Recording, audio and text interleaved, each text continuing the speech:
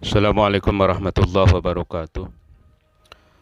Bismillah, alhamdulillah, wassalatu wassalamu ala rasulillah wa ala alihi wasahbihi wa mawalah. Asyhadu an la ilaha illallah wahdahu la syarikalah wa asyhadu anna Muhammadan abduhu wa rasuluhu la nabiyya ba'da. Allahumma shalli ala sayyidina Muhammadin wa ala alihi wasahbihi wa sallimu taslim amma ba'du. Alhamdulillah, pada pagi hari ini kembali kita bisa bertemu untuk melaksanakan salah satu kewajiban kita, yaitu thalabul ilmi. Selamat datang Bapak ucapkan kepada siswa-siswi SMP Bina Azkia dalam pelajaran PAI BP, dan pada saat ini kita akan membahas tentang mengenal lebih jauh tentang kewajiban sholat. Sebelum melanjutkan materi, mari kita menundukkan kepala, memfokuskan jiwa kita, berdoa kehadirat Allah SWT. Semoga diberikan kemudahan, kelancaran, kesuksesan, dan semoga mendapatkan ilmu yang bermanfaat. Juga tentunya kita harapkan semoga Allah berikan perlindungan kita dari awal berangkat sampai tiba lagi di tempat masing-masing ada dalam lindungan Allah Subhanahu wa taala. Kita baca suratul Fatihah. Al-Fatihah. A'udzu billahi minasyaitonir rajim. Bismillahirrahmanirrahim. Alhamdulillahi rabbil alamin arrahmanir rahim maliki yaumiddin. Iyyaka na'budu wa iyyaka nasta'in ihdinas siratal mustaqim. Siratal ladzina an'amta 'alaihim ghairil maghdubi 'alaihim waladdallin. Amin. Allahumma iftah lana hikmataka wa anshur 'alaina min khazaini birahmatika ya arhamar rahimin. Rabbi zidna ilman warzuqna fahman. La hawla wala quwwata illa billahil aliyyil azim. Materi yang mau sampaikan adalah tentang fikih yang mendalami tentang rukun Islam, dan kita akan mengambil tema yaitu sholat, supaya kita lebih mengenal lebih jauh tentang kewajiban sholat. Sebab sholat ini adalah merupakan kewajiban bagi seorang muslim. Sholat ini adalah sebagai penentu ibadah-ibadah yang lainnya. Ibadah yang lain akan menjadi baik, ibadah yang lain menjadi akan berbobot kalau ibadah sholatnya diterima. Sebagaimana hadis Rasulullah Sallallahu Alaihi Wasallam yang artinya nanti di yaumil hisab, ya, tidak akan bergeser, atau orang yang pertama kali dihisab, amal yang paling pertama kali dihisab nanti di yaumil qiyamah adalah sholat. Apabila sholatnya baik, maka baiklah seluruh amalnya, dan apabila sholatnya rusak, maka rusaklah seluruh amal. Sholat itu tidak ada rukhsah untuk ditinggalkan. Sesibuk apapun kita, separah apapun sakit kita, maka sholat tetap wajib dilakukan.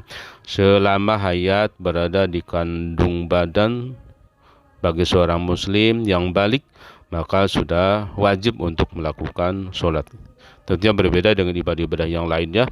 Seperti puasa, kalau sakit boleh tidak puasa dengan diganti dengan hari-hari yang lain, ibadah zakat atau yang lain. Tapi sholat, meskipun dalam keadaan sakit, tidak kuat berdiri sambil duduk, tidak kuat duduk berbaring, tidak kuat berbaring dengan isyarat dan dengan hati. Kalau sudah tidak kuat dengan hati, berarti sudah disolatin, artinya sudah wafat. Ya. Artinya tidak ada keringan untuk meninggalkan sholat.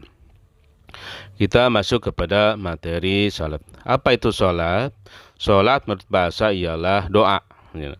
Di sini maksudnya ialah ibadah yang tersusun dari beberapa perkataan dan perbuatan yang dimulai dengan takbir dan diakhiri dengan salam dan mematuhi beberapa syarat yang ditentukan. Artinya, secara bahasa sholat ini adalah merupakan doa. Kenapa? Di dalam sholat ada doa-doa, seperti kita ketika melaksanakan iftiros, ada rabbik firli warhamni wajburni, dan seterusnya. Sedangkan menurut istilah adalah ibadah yang tersusun dari beberapa perkataan perbuatan yang dimulai dengan takbir dan diakhiri dengan salam, tentunya dengan memenuhi beberapa syarat dan ketentuan. Perintah sholat, Allah berfirman dalam surat Al-Ankabut ayat 45, A'udzubillahi minasyaitonir rajim. Wa aqimis sholata inna sholata tanha 'anil fahsya'i wal munkar. Artinya, dan dirikanlah sholat, sesungguhnya sholat itu mencegah dari perbuatan-perbuatan keji dan munkar. Artinya bagi seorang muslim ada pengendali. menghindari dari berbagai macam perbuatan-perbuatan maksiat, perbuatan-perbuatan keji dan munkar. Apa itu pengendalinya? Adalah sholat. Jadi sholat yang kita laksanakan harus bisa mencegah perbuatan keji dan munkar. Jadi jangan sampai sholat hanya gugur kewajiban saja, tapi mesti berefek, mesti berimbas pada kehidupan kita sehari-hari. Artinya ketika sudah sholat, maka bisa mencegah perbuatan-perbuatan yang keji dan munkar. Sholat karena ibadah, maka ada ketentuan-ketentuan, ada syarat-syarat, ada ketentuan yang Allah berikan melalui Rasulnya. Kita supaya lebih jelas, ya, kita awali dengan syarat-syarat wajib sholat. Ya. Apa itu syarat? Syarat wajib sholat adalah hal-hal yang pertama mesti kita siapkan sebelum sholat, maka ini yang perlu kita siapkan, ya, yang harus terpenuhi. Syarat wajib sholat adalah syarat menyebabkan seorang wajib melaksanakan sholat. Ya. Jadi syarat wajib itu adalah syarat wajib sholat itu menyebabkan seseorang wajib melaksanakan sholat yang muslim tentunya. Orang yang bukan Islam tentunya tidak wajib. Yang pertama adalah Islam. Orang yang bukan Islam tidak wajib untuk melakukan sholat. Yang kedua balik. Artinya orang yang belum balik maka belum terkena wajib sholat. Yang ketiga adalah berakal. Artinya orang yang akalnya terganggu, orang gila atau pingsan, maka itu tidak wajib untuk sholat. Kemudian suci dari hadas besar, suci dari haid dan nifas bagi yang perempuan. Kemudian sehat anggota badan, artinya orang itu sehat pendengarannya, sehat penglihatannya, maka terkena wajib sholat. Firman Allah dalam Al-Quran surat Al-Mudassir ayat 40-44 yang artinya, berada di dalam surga mereka menanya tentang keadaan orang-orang yang berdosa. Apakah yang memasukkan engkau ke dalam neraka Syaqor? Mereka menjawab, kami dahulu tidak termasuk orang-orang yang mengerjakan sholat, dan kami tidak pula memberikan makan bagi orang yang miskin. Jadi ada dialog. Allah menjelaskan di akhirat itu ada dialog antara penduduk surga dan penduduk neraka. Mereka mengatakan, ya, ma salakakum fis saqar? Ya, ini orang surga bertanya kepada orang neraka, kenapa engkau masuk neraka Syaqor? Jawabnya, qalu lam nakum minal musallin. Kami tidak melakukan sholat. Jadi ancamannya adalah neraka Syaqor. Itu yang meninggalkan sholat. Kalau bagaimana kalau yang melakukannya lalai? Maka ancaman juga. Jadi sholat itu jangan ditinggalkan, melakukan lalai saja, sudah ancamannya neraka wail. Fawailul lil musallin alladzina hum an sholatihim sahun. Neraka wail bagi orang yang sholatnya yang mereka lalai. Sholat asal gugur kewajiban, sholatnya asal-asalan, itu bukan berpahala, tapi malah diancam dengan neraka. Neraka mana? Neraka wail. Neraka wail itu adalah neraka yang paling ringan. Nah, dia tidak digebugin, tidak diguyur, tapi dia hanya diberikan alas kaki. Dalam riwayat mengatakan, tapi alas kaki tersebut terbuat dari api neraka sehingga saking panasnya otaknya sampai mendidih. Dia menyangka bahwa dialah orang yang paling berat siksaannya. Kemudian kita masuk kepada rukun sholat. Apa itu rukun sholat? Hal-hal yang menyebabkan sah atau tidaknya sholat.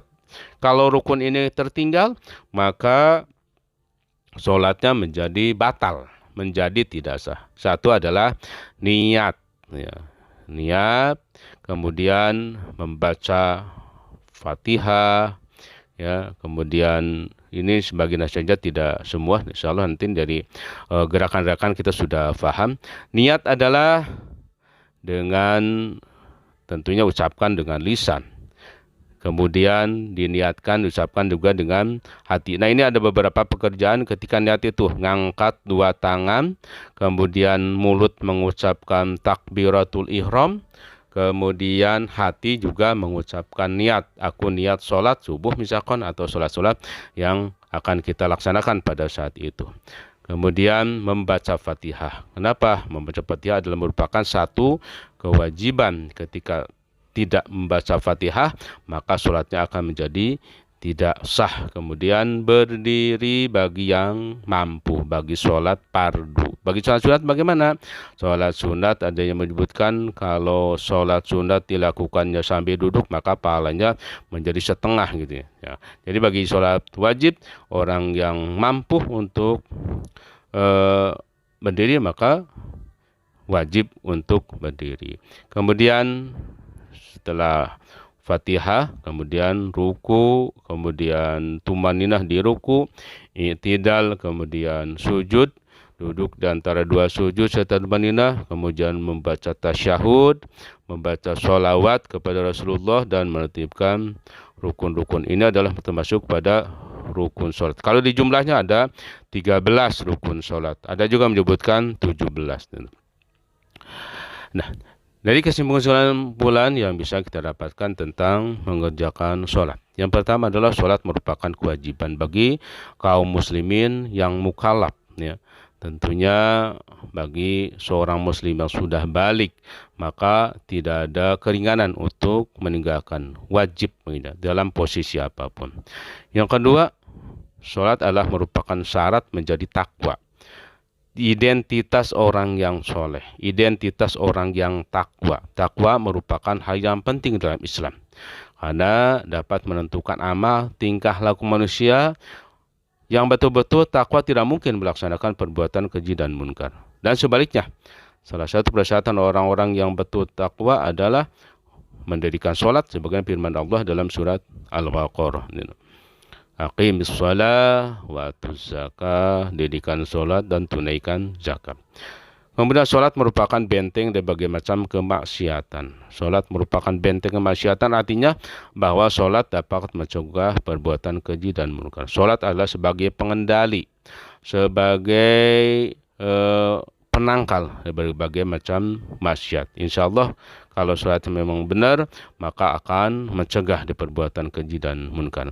Kemudian juga sholat mendidik perbuatan yang baik jujur. Dengan mendirikan sholat maka banyak hal yang didapat. Sholat akan mendidik perbuatan baik apabila dilaksanakan dengan khusus.